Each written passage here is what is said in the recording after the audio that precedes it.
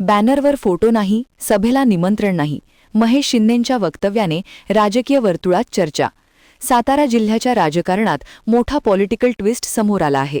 महेश शिंदे यांना आज साताऱ्यात झालेल्या एकनाथ शिंदे यांच्या सभेला निमंत्रण न दिल्याने राजकीय वर्तुळात चर्चांना उधाण आले आहे. महायुतीत असूनही स्थानिक पातळीवर वेगळीच राजकीय समीकरणे दिसत असल्याचे चित्र आहे. जिल्ह्यातील शंभूराज देसाई यांनी कराड, पाटण आणि महाबळेश्वर येथील कार्यक्रमांना वारंवार निमंत्रण दिले नसल्याची खंत आमदार महेश शिंदे यांनी व्यक्त केली आहे. मी कायम महायुतीच्या भूमिकेत राहिलो. जिल्हा परिषद आणि पंचायत समितीत भाजपसोबत काम केले.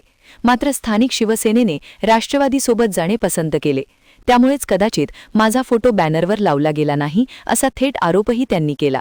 तसेच जिल्हा परिषदेच्या विद्यमान अध्यक्षा प्रिया शिंदे या भाजपाच्या तिकिटावर निवडून आल्याने त्यांच्या बाबतीत इतरांनी राजकारण करणे योग्य नसल्याचेही त्यांनी स्पष्ट केले.